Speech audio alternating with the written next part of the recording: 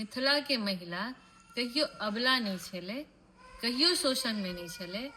मिथिला के महिला के पास जते लुरि छे ना ओते मिथिला के महिला हमेशा ऊपर होती ले। जन्म से बुच्ची, बेटी, पुतोह, साउस हमेशा मिलकाइन मृत्यु तक मिलकाइने रह गेलखिन। बुढ़िया मिलकाइन से पहले पूछियो बुढ़िया मिल।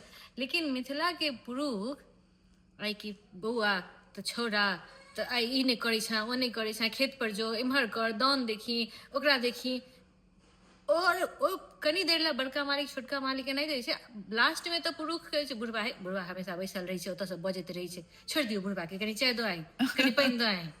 तो बुढ़वा के तो हमें आदमी के तो डॉने फॉलो छै। औरत के हमेशा ऊंचाई भेटले या मिथिला। औरत के बस एकेटा ओकरा काज छै कि ई तोहर घर छौ दाय, ई तोहर बच्चा छियो, ई तोहर घर वाला छियो, या ई तोहर सास छियो, ई तोहर घर छियो। ई घर में जे चाहे एकटा बिलियो छै ना तो ओहो तोहर छियो, और एकटा पुरुषो छै ना बुढ़वा ओहो तोहर छियो। तू ही एहि घर के करता, तू ही धरता, बाकी सब तोरा अरेज के दो देतो, तू ही एकर पालन करता। तू नहीं पालन के लिए ना। लेकिन सबके कहानी तो नहीं छे के जहन जूही।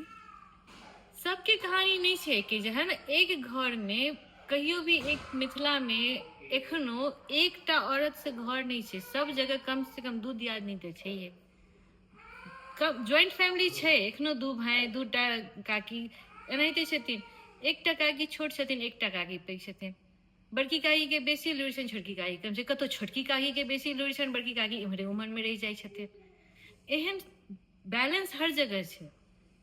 औरतें छै नहीं हुनका बुते सम्हरै छनि तो ओ सम्हारथिन। एकटा बाहर सम्हारि लै छथिन, एकटा घर सम्हारि लै छथिन। एकटा पढ़ल लिखल बेसी छथिन, एकटा घर के काज में बेसी छथिन। तो बैलेंस हर जगह छै।